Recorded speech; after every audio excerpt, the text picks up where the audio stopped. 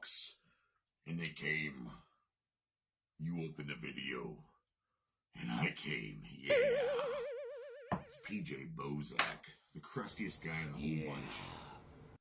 Here at Samhain Fest 2023, this is an epic 31-day fucking movie review marathon. Movie review marathon. I had to say it again because I'm excited.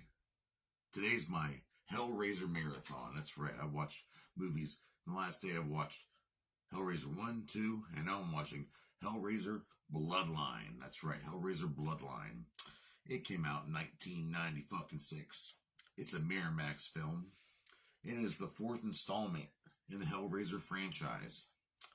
It was considered to be the last one at the time, but owning rights would change that, of course, as we would get many sequels, many shitty sequels, may I add, some very lackluster sequels, if I may add. And it was directed by Kevin Yagher, and, well, he started out as the director. We'll get into that later, though. But it's also, let's see, it's written by Peter Atkins, and it's starring our famous godfather of fucking torture horror himself, Doug fucking Bradley, as Pinhead, the Hell Priest. He has played this role so many times, I can't see anyone else playing Pinhead, even though we've had 3 different people play Pinhead beside him. The one person, she did pretty good, Jamie Clayton. I do like her version of it. Okay, who else is starring? We have Bruce Ramsey as the Merchant, also playing all the ancestors of the Merchant. And we also have Valentina Vargas as Angelique, the demon princess of hell, before things changed. You know, also, if you're a big fan of Parks and Recreation, if you like the movie Step Brothers, if you're a big fan of Adam Scott, guess what? This is one of his first roles. That's right, he was in a Hellraiser movie. He plays a guy named Jacques. This French guy, yeah, and he ends up getting some demon pussy, and he pays for it. Boy, does he pay for it. He should have stuck with Leslie Knope, if you know what I mean. All right, this movie made had a $4 million budget, and it gained a $9.3 million box office. Ching ching, yeah, not too bad, not too bad. They made their money back. But let's get into this whole director thing. Okay, it started off as Kevin Yagher, right? He had this, you know, there's big visions for this movie. There's a lot of reshoots, a lot of rewrites, and Kevin Yagher did the best he could with everything. And in post-production, he departed from the set. Said he was done with it, did everything he could do.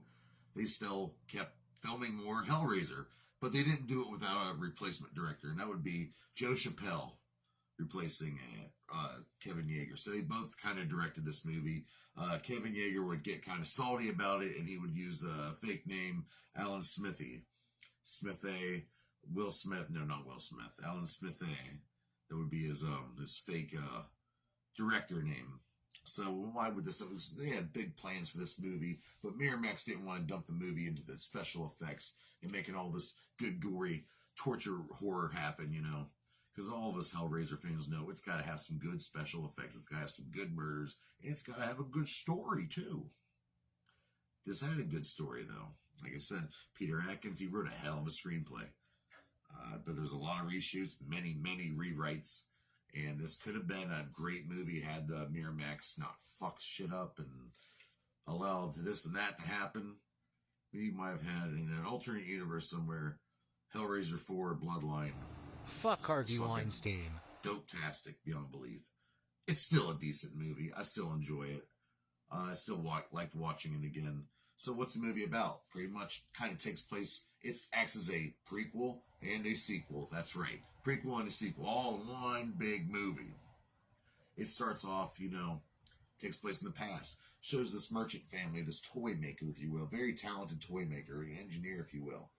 And he designs this box for this fucked up Illuminati bastard. And Sharp, he's just fucked up, and he's all about, he's a magician, he's an aristocrat, he's all about the, you know, the black magic, getting into hell, trying to get, he wants to get up in there, he wants to run that bitch. And everyone knows that you don't do that. If you summon a demon, the person summoning the demon can't control the demon, as long as they don't stand in the way of hell. with Hell's plans. As soon as you step in the way of Hell's plans, that's it. Contract is broken. You're eliminated.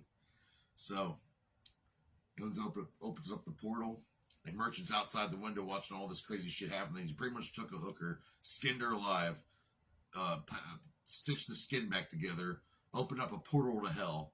Then the demon princess of Hell, Angelique, somehow created a body inside the skin, and now she's a demon walking among the earth. Of course, she has to obey the person who summoned her.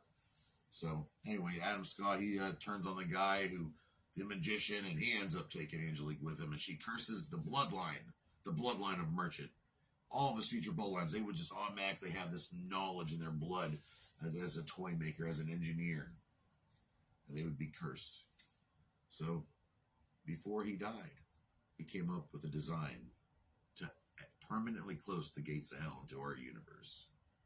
So it fast forwards years later. It takes place after Hellraiser 3, Hell on Earth. Remember at the end when that chick threw the lament configuration of the cement? Okay, it kind of follows in with that.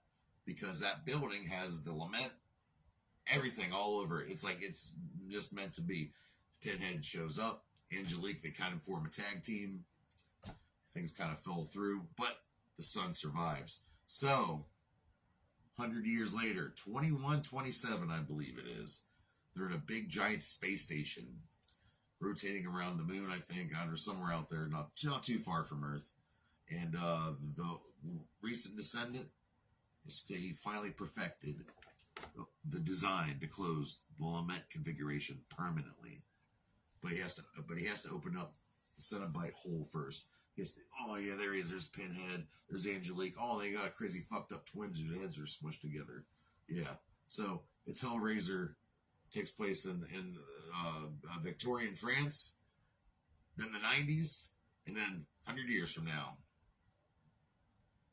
Okay, it's a pretty good movie. I liked it, and I'm going to watch it every year. It's what I do because I love Hellraiser. If you like Hellraiser, tell me down in the comments what your favorite fucking Hellraiser movie is. I want to know. I need to know. It's my business, okay?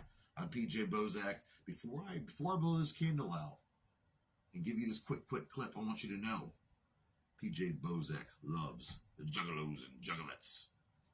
Bozak Nation, who loves you, baby? Samhain Fest, bitches. The PJ Bozak is a little kinky. So, but I still wouldn't fall for this bullshit. That's for fucking sure. So, what do we got? Check it out. Oh, Angelique right there. Oh, shit. And here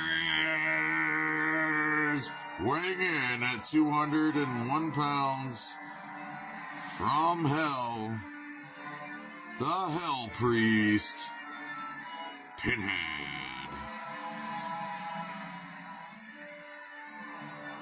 Yes, the box.